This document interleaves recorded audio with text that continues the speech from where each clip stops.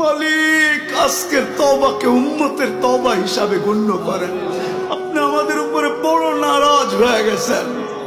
নাইলে অতীত তাকাইলে দেখি মালিক একজন হাত তুলতে দেরি, একজন চিৎকার দিতে দেরি, একজন আপনাকে অনুরোধ করতে দেরি, একজন বলতে দেরি, আকাশ থেকে সাহায্য আসতে দেরি হয় নাই, আপনার বাহিনী জাপায়া পড়তে দেরি করে নাই।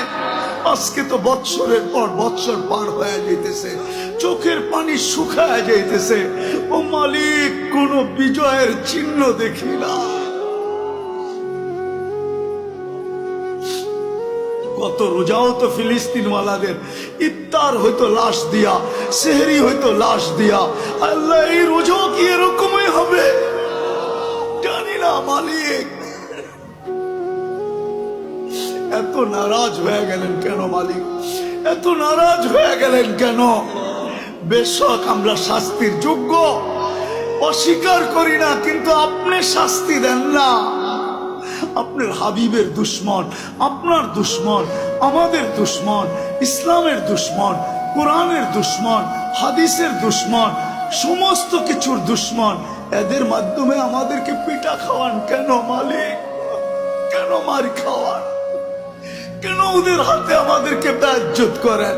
কেন আমাদের মা বোনদেরকে বেইজ্জত করান? কেন দুধের শিশুর রক্ত জড়ে ওদের হাত দিয়া?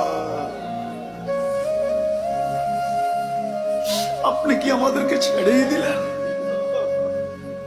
আমরা যাব তো যাব কোথায়?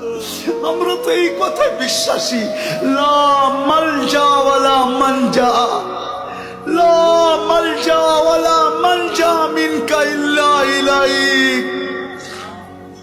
ডাইনে দেখি তো আপনাকে দেখি, বামে দেখি তো আপনাকে দেখি, সামনে দেখি তো আপনাকে দেখি, পিছে দেখি তো আপনাকে দেখি, উপরে দেখি তো আপনাকে দেখি, নিচে দেখি তো আপনাকে দেখি, নিচের দিকে তাকাই তো আপনাকে দেখি, ভিতরে তাকাই তো আপনাকে দেখি, বাহিরে তাকাই তো আপনাকে দেখি। আপনাকে ছাড়া তো কাউকে আমরা চিনি না মালিক।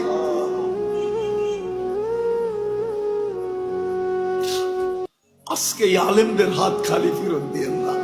আমারটা দিয়া দেন, কোনো আপত্তি নাই, কিন্তু আমার ডাইনে বামের আলেমদের হাত খালি ফেরত দিয়েন না। ইমাম খতিবদের হাত খালি হাতে ফেরত দিয়েন না। তুলাবাদের হাত খালি ফেরত দিয়েন না। তুলাবারা বসে আছে সামনে মালিক, যাদের পায়ের নিচে ফেরেশতারা পনের গালি চাবি।